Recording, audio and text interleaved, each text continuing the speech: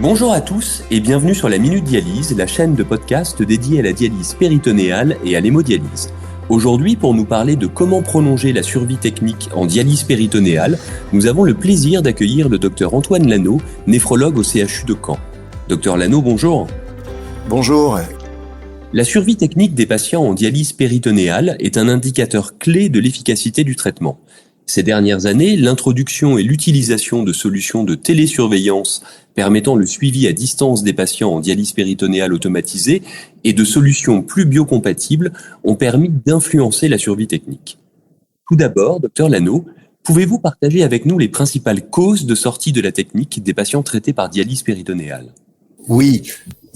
Tout d'abord, si l'on parle de sortie technique, je pense qu'il faut déterminer le type de sortie de la technique de dialyse péritonéale.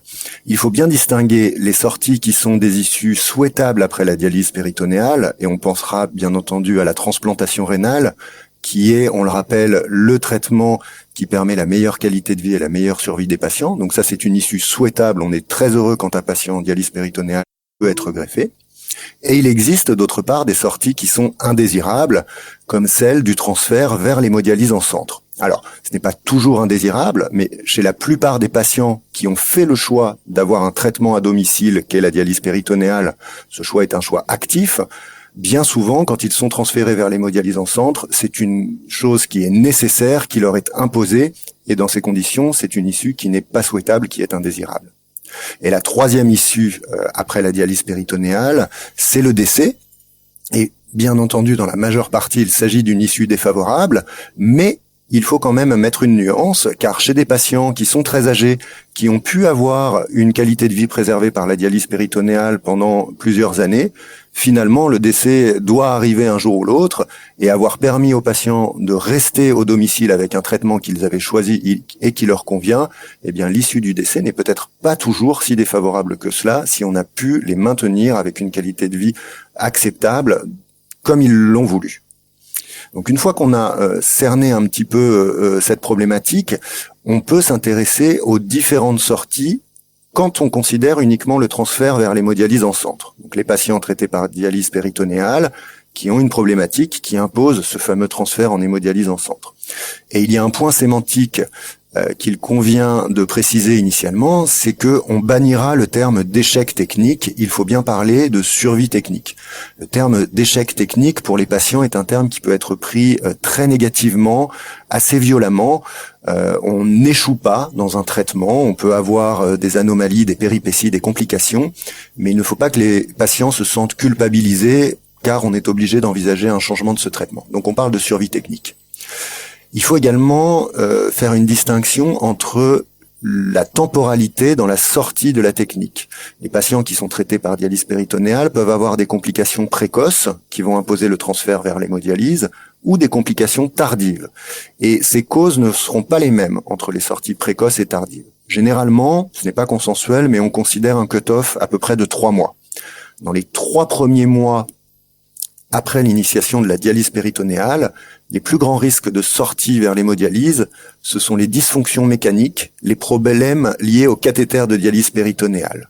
Et quand on avance après ces 3 mois, voire après ces 6 mois, quand le traitement a été instauré, qu'il est bien mis en place, on a d'autres problématiques qui vont se poser et qui peuvent imposer le transfert. Et ces problématiques, ce sera plutôt le risque infectieux, notamment les infections du liquide de dialyse péritonéale, communément appelées les péritonites en DP, ou également, et c'est la cause principale en France d'après les données du registre RDPLF, la sous-dialyse, ce qu'on appelle l'inadéquatie, c'est-à-dire qu'on a des difficultés pour l'épuration des solutés avec un syndrome urémique, ou on a des difficultés pour assurer la volémie avec des taux d'ultrafiltration qui ne sont pas satisfaisants. Et finalement, donc ces causes varient selon les durées, mais elles peuvent également être variables selon les pays. Si en France, la première cause de sortie technique après les 3 à 6 premiers mois de dialyse péritonéale, c'est plutôt la sous-dialyse, dans beaucoup d'autres pays du monde, notamment les États-Unis, l'Australie, les Pays-Bas, la cause numéro 1, c'est le risque infectieux. Donc il convient de faire attention au vocabulaire, de déterminer le type de sortie et la temporalité dans laquelle elle survient. Merci Dr Lano. Alors, quelles sont les mesures qui peuvent être mises en place pour prolonger le temps des patients dans la technique, aussi bien en dialyse péritonéale continue ambulatoire qu'en dialyse péritonéale automatisée? C'est une question cruciale, je l'ai déjà dit mais je le répète, il est très important de pouvoir maintenir les patients qui ont fait le choix d'un traitement dans cette technique de traitement. Et surtout pour les techniques de traitement au domicile qui font vraiment l'objet d'un choix actif, c'est un investissement de la part des patients et des soignants. Donc cette survie technique est d'autant plus importante. Il faudra considérer les facteurs de risque et il est intéressant de voir qu'il y a des facteurs de risque modifiables et des facteurs de risque non modifiables. Les facteurs de risque non modifiables, ce sont surtout des facteurs de risque cliniques. L'âge, le sexe. On ne peut pas jouer sur ce type de facteurs de risque. Pourtant, on sait que selon l'âge des patients, le risque de sortie technique va être différent.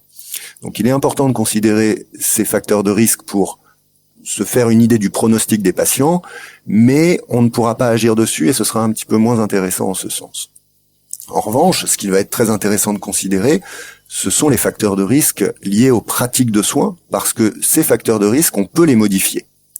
Et en dialyse péritonéale, on a plein de possibilités de pratiques de soins. La prescription de dialyse péritonéale, elle peut être très variée. Il y a des mesures prophylactiques qui sont très importantes et dont certaines font l'objet de préconisations par les recommandations internationales de l'ISPD, notamment des recommandations pour se préserver du risque infectieux.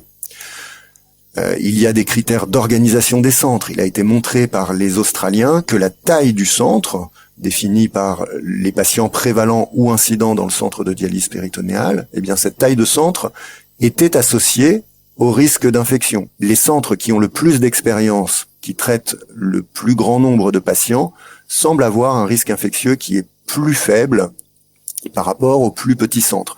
C'est surtout vrai dans les pays comme l'Australie ou les États-Unis où il y a de grandes différences entre des très très gros centres et quelques centres un petit peu plus petits. Il y a également d'autres critères d'organisation comme le fait de pouvoir bénéficier dans un centre de la présence d'infirmières ou d'infirmiers dont la tâche est dédiée à la dialyse péritonéale ou qui ont une vraie spécialisation en dialyse péritonéale. Ça, c'est un facteur qui va être protecteur pour les patients contre le risque infectieux.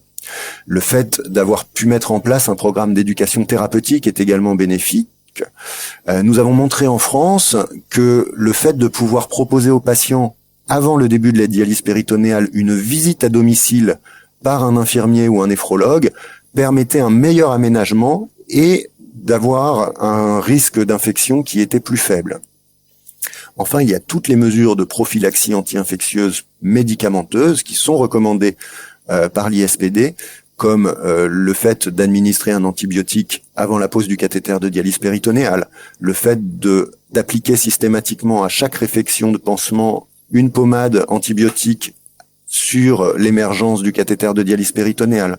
Toutes ces mesures doivent être appliquées dans les centres et il faut monitorer si les recommandations sont bien appliquées et quel est le taux d'infection qui leur est associé. Donc ça, c'est pour se prémunir du risque infectieux. Pour le risque de sous-dialyse dont on a parlé précédemment, il y a d'autres mesures qui peuvent être utiles. Notamment, il a été bien montré que l'usage de dialysa permettant des stases longues au polymère de glucose, notamment, était protecteur contre le risque de sous-dialyse car il permettait une meilleure ultrafiltration chez les patients qui pouvaient en bénéficier. Les stratégies d'épargne en glucose également, avec des dialysas colloïdes ou cristalloïdes, permettent de préserver la membrane péritonéale qui conservera de meilleures qualités pour la réalisation de la dialyse péritonéale au long cours.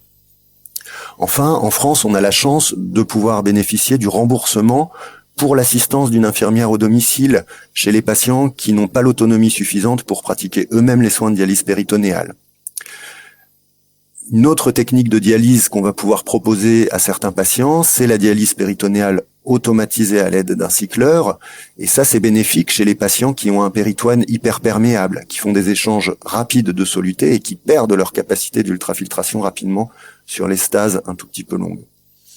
On pourra également penser à toutes les autres types de prescriptions associées à la dialyse péritonéale un petit peu plus exotiques. Je pense notamment à l'usage de solutions bimodales, qui est la conjonction de poches de polymère de glucose dans laquelle on va infuser une solution de glucose concentrée Donc c'est une solution qu'il faut reconstituer soi-même et qui permet d'assurer des bons taux d'ultrafiltration chez certains patients.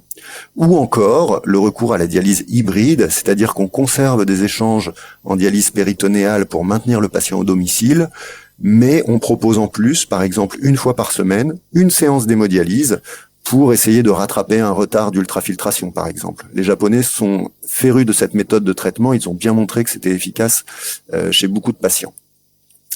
Enfin, on peut penser au monitorage à distance pour les patients qui sont traités par dialyse péritonéale automatisée, qui va permettre un suivi plus régulier et d'adapter la prescription en temps réel. Donc toutes ces techniques, et vous voyez qu'elles sont nombreuses, vont permettre de limiter le risque de sous-dialyse et donc de prémunir les patients pour un transfert non souhaité dans ces conditions. Et enfin, il faut signaler très rapidement qu'il existe un risque de transfert lié à des difficultés psychosociales. Et je répète, en France, on a vraiment l'immense chance de pouvoir bénéficier d'un remboursement pour le recours à l'assistance d'un infirmier à domicile. Et ça, c'est pas le cas dans tous les pays. Donc ça nous permet en France de traiter des patients au domicile qui ne pourraient pas l'être dans d'autres pays. Et comment évaluez-vous l'efficience des mesures mises en place ainsi que leurs impacts positifs sur l'optimisation de la survie technique chez ces patients ? Alors, on n'a pas réellement d'outils spécifiques qui sont mis en place, si ce n'est des mesures de comptage un peu classiques. Je pense qu'on peut recommander aux centres qui traitent des patients par dialyse péritonéale de participer au registre du RDPLF. Je pense que la quasi-totalité des centres y participent. Le RDPLF remet à chaque centre un rapport annuel sur ses statistiques et il va donner notamment les pourcentages de sorties techniques, d'infection, le type de sortie technique. Donc c'est un réel outil pour les centres de suivi de la qualité du traitement. Il faut se comparer aux recommandations internationales de l'ISPD par exemple pour le taux d'infection, mais pour le type de sortie, le pourcentage de sortie, chaque centre peut évaluer ses performances d'année en année et ça c'est un outil de monitorage qu'il faut mettre à profit, je pense.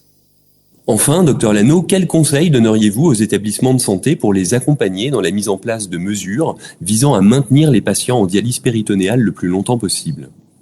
Alors il faut essayer de maintenir les patients en dialyse péritonéale le plus longtemps possible, mais il ne faut pas oublier que les patients avec une insuffisance rénale chronique terminale ont des parcours de soins qui sont maintenant beaucoup plus longs et plus complexes. Il faut voir leur parcours sur le long terme, avec la période de dialyse péritonéale, bien entendu la période pré-dialyse, également la période de transplantation quand les patients peuvent en bénéficier. Les éventuels transferts et les transitions entre les traitements sont des étapes critiques. Il faut y apporter les plus grandes précautions et les plus grands soins pour accompagner les patients dans ces périodes de transition. Et le message clé que j'essaie de garder en mémoire pour ma part, c'est il n'y a pas un traitement ultime pour tout le monde. Il faut adapter le meilleur traitement au moment où l'on considère le patient, suivant ses volontés, ses caractéristiques cliniques à ce moment-là. Toutes ces choses-là peuvent évoluer au cours de la maladie et au cours de la vie des patients. Et je reviens sur les transitions de modalités.